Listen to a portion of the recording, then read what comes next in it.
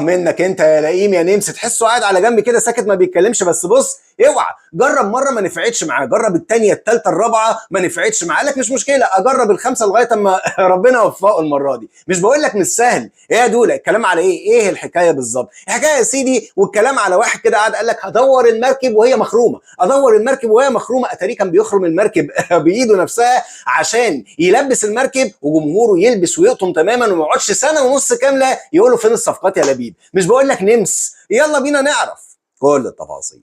اهلا بيكم في حلقه جديده، والسلام عليكم ورحمه الله، والسلام عليكم ورحمه، والسلام عليكم 5 مرات، والسلام عليكم ورحمه الله وبركاته. مساء سعيد، مساء الهنا، مساء البطولات، مساء الضحك، مساء الاخبار الكتيره جدا. وثلاث اسئله وتصويتات في بدايه 3 اسئله يا دول. 3 اسئله. اول حاجه كده، هل شايف ان عماد متعب او محمد بركات يصلحوا لاداره تعاقدات النادي الاهلي، ولا الموضوع هنعيده اهل ثقه تاني؟ والسؤال الثاني، مع الجلسه الحاسمه بكره في قضيه رمضان صبحي، شايف ان الحكم هيتاجل ولا في حكم نهائي هيصدر بكره والحكم هيكون ضد ولا في مصلحه رمضان صبحي؟ والسؤال الثالث والاهم، بالنسبه لمركز الظهير الايسر، شايف مين الافضل من وجهه نظرك لدعمه خلال الفتره اللي جايه؟ يحيى زكريا الباك الشمال لفريق غزل المحله، ولا فؤاد الزهواني لاعب نادي اتحاد التواركه والمنتخب المغربي وبطل العالم تحت 17 سنه؟ قول لي رايك تحت في التعليقات، واوعى من جمال الحلقات تنسى تضغط على عداد اللايكات. وقبل اي حاجه عشان ما ننساش، اللهم يا رب فرجها على اخواننا وارحم شهدائهم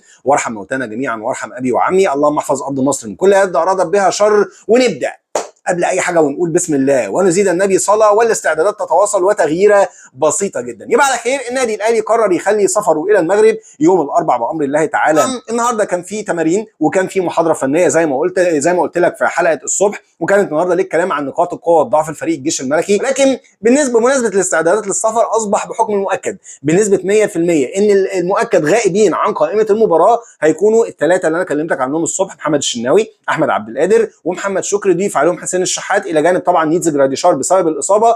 ما زال حتى الان الغياب اللي لسه مش معروف هيكون موجود ولا مش موجود اشرف داري. اشرف داري هيتجنن ويرجع ويلعب في المغرب، يلعب مع ضد الجيش الملكي. الولد شايف ان دي مباراه من المباريات القليله جدا اللي فاضله له انها تكون يعني طوق النجاه بالنسبه للجهاز الفني للمنتخب المغربي، يلقى عليه نظره قبل اعلان القائمه النهائيه بالنسبه لبطوله كاس الامم الافريقيه. بيزن على تروب، وتروب والله بالنسبه له انا اللاعب جاهز، هشوف الدنيا فيها ايه. عشان كده تروب مديله فرصه من هنا لبكره لغايه اما نشوف تنتهي تمارين بكره كده ان شاء الله، هل اللاعب جاهز يدفع بيه في القايمه ولا لا. ان كانت دي معظم اخبار التمارين النهارده. خبر اخير النهارده يا جماعه، كان مصطفى العش اصيب بارتجاج بسيط زي ما اعلن كده دكتور الفريق الطبيب احمد جاب الله على موقع النادي الاهلي الرسمي، وتم وضعه تحت الملاحظه لمده 24 ساعه من هنا لبكره ان شاء الله، ونتمنى له السلامه. ان كان ده سريعا اخبار الفريق الاول الفنيه.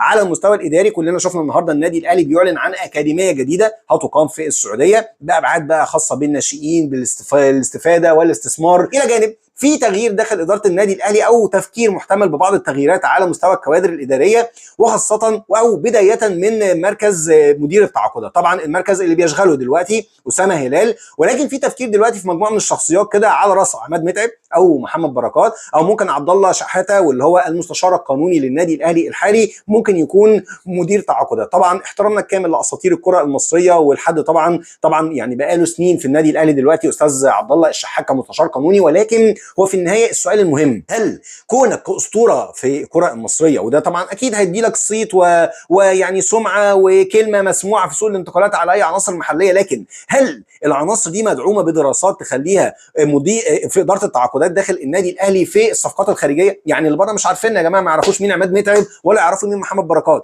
هل اثقلوا خبراتهم ان هم لما يمسكوا المكان ده يفرقوا مع النادي الاهلي فعلا ايجابيا، ولا الموضوع اهل ثقه في النهايه؟ حتى استاذ عبد الله الشحات المفروض طبعا جزء من اختصاصات مدير التعاقدات ان هو يكون قانونا قوي، لكن الجزء التفاوضي مع استاذ عبد الله الشحات كمان ده اللي هنتابعه يعني خلال الايام اللي جايه، وهنشوف ايه النتيجه بالظبط. ولكن قبل ما نروح بقى للضحك والفرفشه اللي النهارده جايين في فقره فاخره، تعالوا نتوقف مع تنظيم القطايف واللطايف كلها، مش دوري القطايف واللطايف، اللي النهارده بتكتمل المشاهد العبثيه فيه بمشهد هو الاغرب على الاطلاق. النهارده نقول مبروك اولا لفريق كره السله في النادي الاهلي بفوزه بدوري المرتبط، لا جديد يذكر ولا قديم يعاد، للمره السادسه على التوالي. لكن اللي كان النهارده قبل احداث التتويج والتتويج نفسه كان في منتهى الغرابه. الاول كان في مباراه ما بين الاهلي المرتبط، والاهلي المرتبط ده يا جماعه، او مرتبط الاهلي ده فريق تحت 18 سنه، كان بيلعب مباراه من المباريات الاخيره في مرحله البلاي اوف مع نادي الاتحاد السكندري، اللي هيواجه فريق النادي الاهلي الاساسي في مباراه النهائي بعدها على طول، مباراه النهائي اللي هي بتاعه مين اللي هيكسب الدوري من الاخر.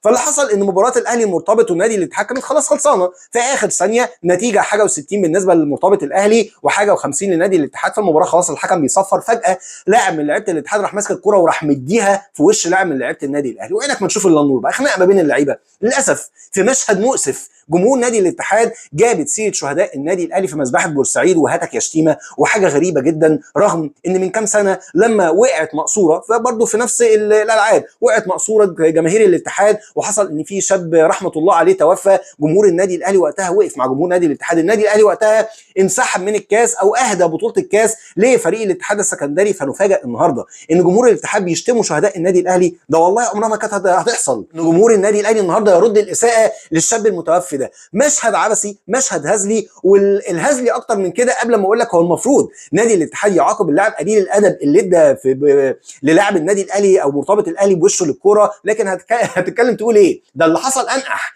ان اداره نادي الاتحاد خدت اللعيبه بتاعتها وركبتهم الاتوبيس ومشوا من الصاله قبل مباراه النهائي ما بين نادي الاتحاد وفريق النادي الاهلي الاساسي. طبعا عدوا الوقت اللي كان منتظر 15 دقيقه عشان يعلنوا نتيجه المباراه، لكن في النهايه تم اعلان انسحاب نادي الاتحاد السكندري وتم اعلان النادي الاهلي بطل للبطوله. المشهد العبثي اكتر ان لعيبه النادي الاهلي النهارده وهي مستنيه تتوج بالميداليات وبالكاس مش لاقيين حد يتوجهم. ايه يا جماعه في ايه؟ قال لك اصل رئيس الاتحاد خد بعضه ومشي. يعني ايه خد بعضه ومشي؟ انه عرف السبب يا فندم، بطل العجب. لو مستني لاعب الاتحاد يتعاقب تبقى غلطان، لو مستني نادي الاتحاد يتعاقب تبقى غلطان. اصل يا فندم رئيس الاتحاد هو عمرو مصلحي اللي هو الاخ الاصغر لاستاذ محمد مصلحي رئيس نادي الاتحاد السابق سابقا. كابتن ايه؟ دكتور اشرف صبحي. الفل يا فندم، القطايف واللطايف ملصت على الاخر. تعالوا بقى نروح لفقره 5 ضحك وفرفشه بعنوان اكبر قلعه تبكي على زمن اخفاء خطابات ايقاف القيد الجميل في دوري القطايف واللطايف. يا جماعه بيبكوا ليه؟ بيبكوا كانوا زمان عادي تماما عيانا بيانا يطلع احمد مجاهد يقول لك يا جماعه مش هنعلن عن ايقافات القيد دلوقتي في الانتقالات ان شاء الله.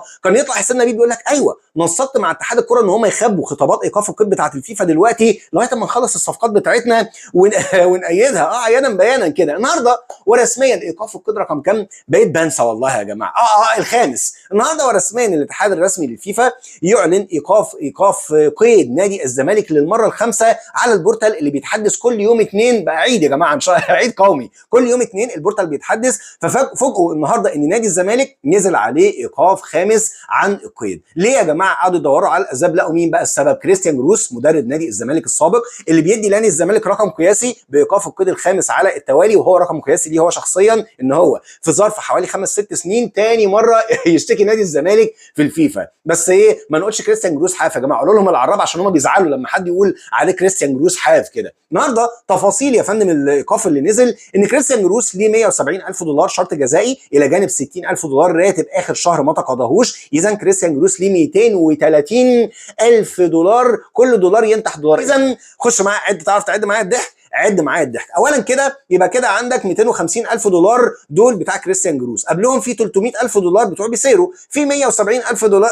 بتوع جوزيه جوميزو. طبعا لا تنسى مستر سيكو فيريرا اللي رايح للفيفا هو كمان، وفي ايقاف قيد منتظر جاي من خلاله 600,000 دولار. يعني بسم الله الرحمن الرحيم الضحكه الثانيه معانا. يبقى كده حضرتك عندك ما هو اجمالي 1,370,000 دولار. دي كده يعني نقدر نحسبها نقول حوالي حاجه و60 مليون جنيه. خلي بالك في 5% زياده بيتفرضوا كل شهر على حسب قوانين الفيفا. الضحكه الثالثه ان حضرتك كل الايقافات دي ولسه هيكون عندك صلاح مصدق والنادي بتاعه، عبد الحميد معالي والنادي بتاعه، بنتايج والوكيل بتاعه، وعندك كمان زيزو 2 مليون دولار. يعني حضرتك كل الايقافات دي الخمسه اللي جم والخمسه او السته اللي جايين كلهم في مجلس الاداره الموقر الحالي اللي بيقول لك هنغير الصوره الذهنيه لنادي الزمالك. وطبعا بقى ما اقولكش ان الضحكه الاكبر والقضيه الاكبر النهارده لنادي الزمالك ان الايقاف بتاع النهارده كوم، وكل اللي فات كوم. اللي فات دول يا جماعه او الاربع ايقافات اللي نزلوا دول كانوا ايقاف قيد لنادي الزمالك حتى سداد المستحقات اللي عليه. يعني لو سددوا بكره ايقافات القيد اتشال، ايقاف القيد اللي نزل ده الفيفا قال لك انا قضيت انا زهقت خلاص، خدوا الايقاف الخامس، ايقاف لمده 3 فترات قيد بالتمام والكمال. حتى لو سددت بكره انت 3 فترات حضرتك مش هتقيد لعيبه. عشان يكون بكده يا جماعه نادي الزمالك الف الف مبروك، مكتوب عليهم يكملوا بالواد شيشه بنزا واخوان 2000 باريزه وعدي طباخ من هنا سنه ونص قدام. ده ان هم نفسهم ما اشتكوش نادي الزمالك وفسخوا التعاقدات بتاعتهم وكده. حامد حمدان اللي قاعد يسخن بقاله حوالي 6 شهور دلوقتي عشان ينضم لنادي الزمالك، وقال لك ده الاهلي خلى في جهات سياديه تتصل بنادي بتروجيت تمنع انتقال حامد حمدان، مش هيروح نادي الزمالك. عملها محمود الخطيب يا جماعه. هذا وقد اتتكم فقره 5 ضحك وفرفشه من اكبر قلعه. وفروا لها العداله التحكيميه ورجعوا لها ارض اكتوبر وسددوا البلاوي اللي عليها، وفروا لها سندوتشات الحلاوه بالقشطه واعطوا الباقي المركز الثاني ينافس عليه في دوري القطايف واللطايف. وتعالوا نروح لجديد سوق الانتقالات وجديد الشائعات. واوعى من جمال الحلقات تنسى تضغط على عداد اللايكات وركز معايا بقى في التفاصيل اللي جايه دي. في ناس كتير قالت ان الاجتماع بتاع يستروب وكابتن محمود الخطيب ولجنه التخطيط وكابتن سيد هيتلغي، وانا اكدت لك خلال ال 48 ساعه من 48 ساعه ان الاجتماع هيحصل قبل سفريه المغرب، وخلال 48 ساعه الاجتماع حصل النهارده بالفعل يا جماعه، حصل. والجلسه استمرت حوالي 2.5 ساعات او 3 ساعات بعد تمرينه النادي الاهلي النهارده. المفترض ان الراجل كان مستاء، مش عايز اقول مستاء، لكن الراجل مستعجب جدا ان إليو ديانج لسه ما تمش حل موقفه لغايه دلوقتي. يا جماعه ازاي اصلا لاعب زي إليو ديانج لغايه دلوقتي انتوا ما جددتوش معاه او ممكن يرحل مجانا؟ النادي الاهلي زي ما قلت لك كده من كام يوم هو بدا ياخد خط مغاير تماما، ان انا والله هسوق اشرف داري وجراديشار لغايه ما نشوف إليو ديانج، على الاقل هنوفره لك لنهايه الموسم. جاي له عرض من القادسيه السعودي وهنحاول ان احنا نتناقش ونشوف الدنيا هتوصل لايه، لكن حاولوا يوصلوا النهارده مع الراجل لارضيه وسط. لو ديانج مشي هنحاول ان احنا نعوضك باي شكل من الاشكال، وبص بس على حامد حمدان ومشي الدنيا كده. ده ملف إليو ديانج. طيب نخش الملف الثاني وهو ملف الباك الشمال. ايه حقيقه موضوع ان النهارده النادي الاهلي رجع يستفسر عن يحيى زكريا؟ حصل انا كنت بقالي شهرين بقول لك مفيش يحيى زكريا. النهارده النادي الاهلي بعد ما استطلع راي الراجل قال لهم طيب شوفوا التفاوض معاه هيمشي ازاي. فالنادي الاهلي النهارده اصطدم بمخاطبات مع نادي غزل المحله، ردوا علينا قالوا لنا مطلوب فيه 60 مليون جنيه، اللي هو عقل ومنطق كده. طب انا ادفع 60 مليون في يحيى زكريا مع احترامي الكامل ليه؟ ادفع 60 مليون في يحيى زكريا ولا ادفع نفس المبلغ المطلوب مني في فؤاد الزهواني بطل كاس العالم 2017 اللاعب الامهر والاسرع في فئته، واسيب ده واروح اتفاوض مع ده؟ يعني انا اتمنى ان اداره النادي الاهلي بس تعيد تفكير في الجزئيه دي، لان الصراحه يعني الاختيار الفرق كبير جدا ما بين الاثنين فنيا يا جماعه. طيب ملف المهاجم وموضوع عوده وسام ابو علي اللي كل يومين نسمعه ده واللي مكتوب علينا نسمعه لفتره طويله. النهارده في اخبار طلعت بشكل مفاجئ ولكن بشكل مختلف شويه عن اخبار عوده وسام ابو علي. قال لك ايه بقى؟ قال لك النهارده صحيفه سكاي سبورتس الاسكتلنديه ومعاه كمان صحيفه سكوتش سان بتتكلم النهارده عن ان ويلفريد نانسي اللي هو المدير الفني لنادي كولومبوس كرو هيسيب كولومبوس كرو وهينتقل لنادي السلتيك الاسكتلندي، وخلاص بيتفق معاهم هناك وهيخلص الاتفاق. اذا طيب التربايه فين؟ المشكله فين؟ قال لك اصل وسام ابو علي هو اصلا ويلفريد نانسي اللي جابه هناك، فهو يبدو ان ممكن لو ويلفريد نانسي مشي خلاص يبقى وسام ابو علي مش هيكمل مع نادي كولومبوس كرو. طيب تمام كده يا جماعه ايه الربط اللهبل ده؟ معلش يعني سمعنا اخبار كتيره جدا، وسام ابو علي مش مستريح، لا ده عايز يمشي، لا ده ما اعرفش ايه. اولا كده يا جماعه الصحف النهارده اللي اتكلمت عن الاخبار دي ربطت انتقال وسام ابو علي لنادي سلتيك الاسكتلندي، ما جابتش حاجه سيره حاجه خالص عن النادي الاهلي. وسؤالين ابرك من 10 عشان نقفل موضوع وسام ابو علي ده. هل اداره النادي الاهلي من وجهه نظرك ممكن تتعاقد مع وسام ابو علي بعد الطريقه اللي مشي بيها؟ ان كان ده اول سؤال. السؤال الثاني وانت جاوبني عليه في التعليقات، اداره النادي الاهلي اللي بتفاصل في الصفقه دولار الا ربع هتروح تدفع 7.5 مليون دولار لنادي كولومبوس عشان تستعيد وسام ابو علي مره ثانيه؟ انا زهقت يا جماعه. بقالنا 6 سنين بنتكلم عن عوده رمضان صبحي، ويبدو كده ان احنا نفضل نتكلم عن عوده وسام ابو علي لغايه ما يعتزل مره ثانيه ان شاء الله. طيب بخصوص ملف المهاجم اللي اتناقش النهارده بعيدا عن الاشاعات يا دوله، تعال اقول لك على ان اللاعب بابلو الصباغ اللي هو المفترض يعني كلمتك عنه في حلقه الصبح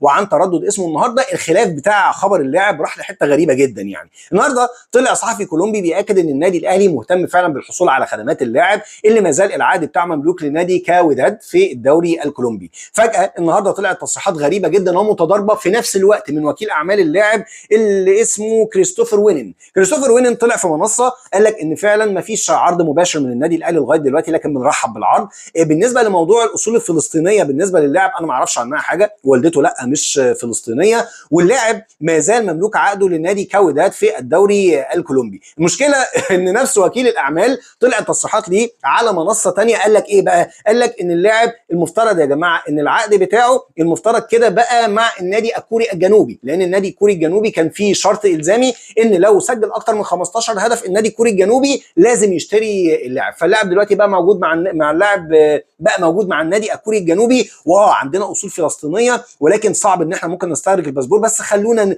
نراجع معلوماتنا عن الجزئيه دي. والسلام عليكم ورحمه الله. طب ما المعلومات كده دخلت في بعض يا دوله. المعلومات الاكيده هتوصلني ان شاء الله خلال ساعات، وهكلمك عنها بالتفصيل في حلقه بكره ان شاء الله. لان المعلومه الاهم بالنسبه لي بعيدا عن بابلو الصباغ هو ان في الاجتماع بتاع النهارده وبعد التصريحات اللي قالها ابراهيم دياباتي الصبح، راجل مستر يستروب النهارده مع التصريحات اللي طلعت اكد على اداره النادي الاهلي ان طالما ما فيش روبيور فابراهيم دياباتي بالنسبه له هو الاختيار الاول ولا بديل عنه. احنا ايه اللي معطلنا؟ هو مش المفترض ان اللاعب مفروض يعني في البادجت اللي انتوا كلمتونا عنها وانها المفروض هتكون متاحه بالنسبه لنا للتعاقد مع المهاجم؟ فما وصلني من معلومات ان حصل تواصل عاجل مره ثانيه ما بين اداره النادي الاهلي وما بين وكيل اعمال اللاعب، عشان يعني التصريحات اللي طلعت النهارده ان اللاعب متضايق وان اللاعب شايف ان مفيش حسم سريع، يحاولوا يهدوا من اللاعب شويه، ويحاول النادي الاهلي ان يبقى فيه خطوات اسرع او يعني تلبيه لمطالب النادي السويدي عشان يحسم باب الجدل بخصوص الجزئيه دي على مدار الساعات القادمه. ايه اللي هيحصل ادينا متابعين وهنشوف.